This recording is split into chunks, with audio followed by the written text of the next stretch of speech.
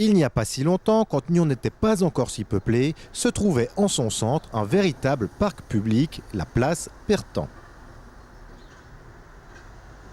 Depuis 1962, celle-ci a cependant vu l'arrivée massive des voitures, telle qu'on la connaît encore aujourd'hui. Et après en avoir beaucoup parlé, le projet de rendre le parking à la population entre dans une phase plus concrète.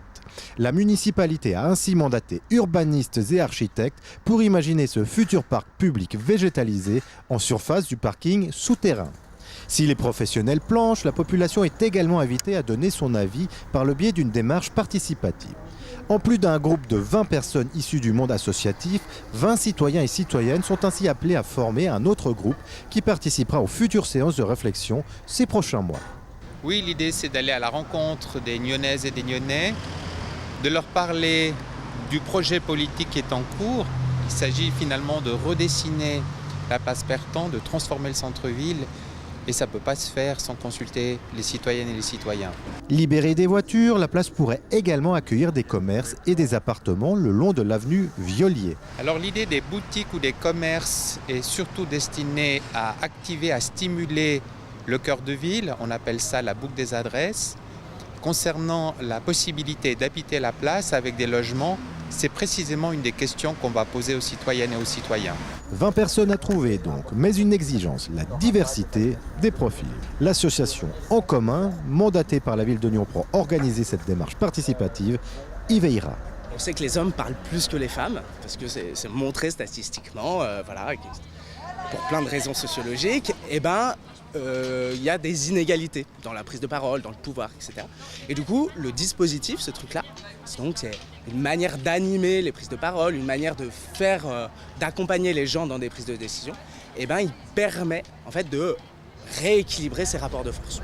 Prochaine étape, tous les candidats inscrits ce mercredi seront tirés au sort les 29 et 30 septembre prochains, selon plusieurs catégories sociales.